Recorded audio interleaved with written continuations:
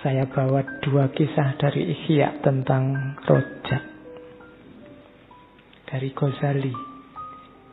Yang pertama kisahnya Yahya bin Aqsam. Yahya bin Aqsam ini qadhi zaman Abbasiyah.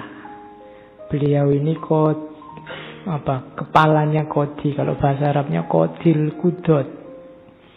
Jadi pimpinannya para qadhi zaman Abbasiyah. Beliau 2 kali jadi pimpinannya para qadhi. Yang pertama zaman Al-Ma'mun, yang kedua zaman Al-Mutawakkil. Zaman Al-Mutasim tidak, jadi meloncat 1 khalifah. Mazhabnya Syafi'i. Nah, Yahya bin Aqsam ini satu ketika, ceritanya Ghazali ini muncul di mimpinya sahabatnya. Bayangkan ini qadhi, orang paling alim, ditanya, gimana keadaanmu Yahya? Jawabannya Pak Yahya, wah ternyata dosaku banyak disebut satu-satu.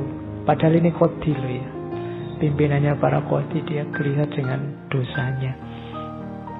Terus jadi mungkin defisit ini, dosanya banyak, mau nggak mau ya harus masuk ke neraka dibandingkan pahalanya.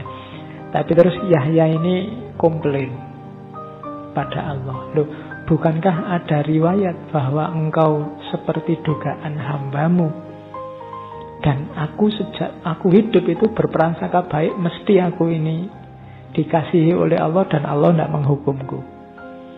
Nah, jadi itu yang saya sebut tadi, rojak dan anggapan baik pada Allah. Terus Yahya mengucapkan, loh wong hadisnya begini katanya Rasulullah, bahwa yang berprasangka baik pada Allah, ya Allah seperti dugaan hambanya. Nah, dikomplain oleh Yahya gitu sama Allah, oh iya benar riwayatnya begitu, kamu tidak jadi deh, diampuni sekarang masuk surga. Nah, jadi prasangka baik, harapan baik pada Allah, itu contoh dari kisahnya Imam Ghazali di Ihya. Ada kisah lagi yang kedua. Kalau ini kisahnya Bani Israel. Jadi ada seorang Bani Israel itu masuk neraka. Di neraka sudah 1000 tahun. Di sana dia menjerit-jerit. Menjeritnya ya karena dia sudah masuk neraka, mungkin bayangannya masih bisa tobat, dia menjeritnya pakai nama Allah. Mungkin waktu disiksa, Allahu Akbar, mungkin gitu. Nah, ini Allah, ini kok orang disiksa kok teriak-teriak namaku. Terus Jibril panggil dia. Nah, begitu datang, ditanya Allah, gimana tempatmu, gimana kondisimu? Ya pasti aja jawabannya, ya jelek, wong di neraka. Tempatku jelek. Ya sudah, itu konsekuensi perbuatanmu, disuruh kembali lagi. Kamu harus balik ke sana. Kamu di dunia dulu memang kufur. Tapi begitu dia mau balik ke neraka, dia berhenti sebentar, terus balik badan. Oleh Allah ditanya, lah kok kamu balik lagi mau apa? Nah, dia jawab, saya benar-benar berharap engkau tidak memasukkan aku lagi ke neraka setelah sejenak aku dikeluarkan.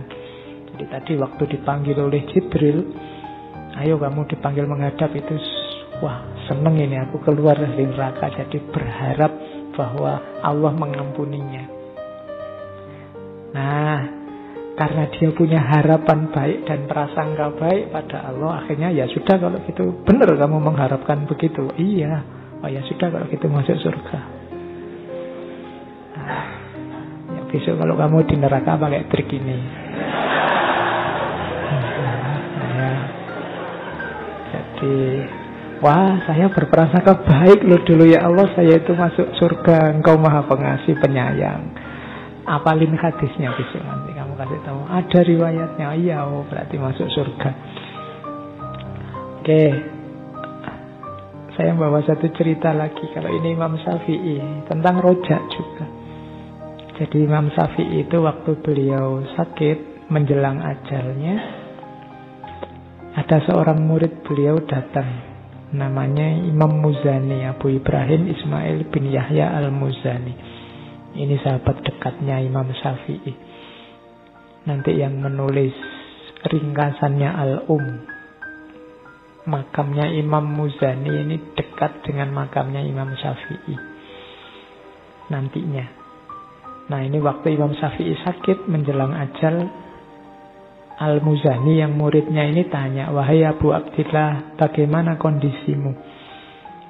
Imam Syafi'i menjawab, "Aku akan pergi meninggalkan dunia, akan meninggalkan saudara-saudaraku, akan bertemu dengan amal burukku, akan kembali kepada Robku.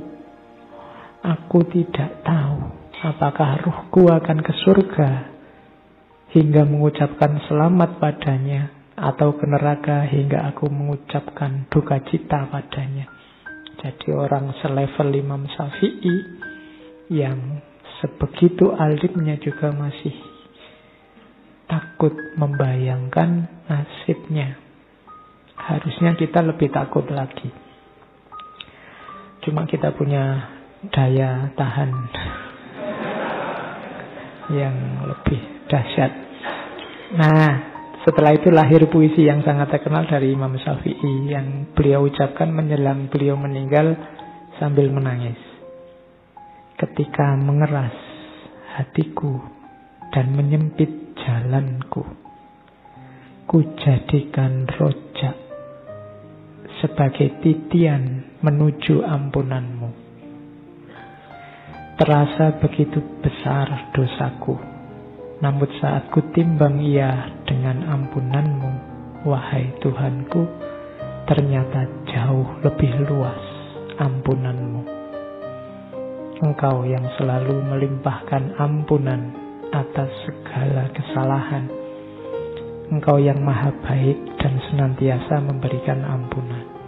Jadi ini syair ini isinya sangat berharap dan prasangka yang baik pada Allah. Itu bekal kita. Karena yang bisa menyelamatkan kita besok adalah rahmat dan sayangnya Allah. Maka berprasangka baiklah. Baik untuk dirimu sendiri maupun untuk saudara-saudaramu. Jangan membuat saudara-saudaramu putus asa, sumpah, sedih. Beri harapan pada mereka.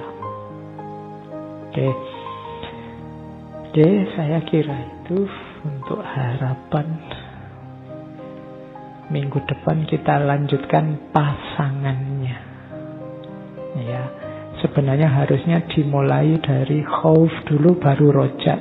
Cuma karena ini tahun baru, biasanya tahun baru dimulai dari harapan-harapan, maka saya balik harapan dulu.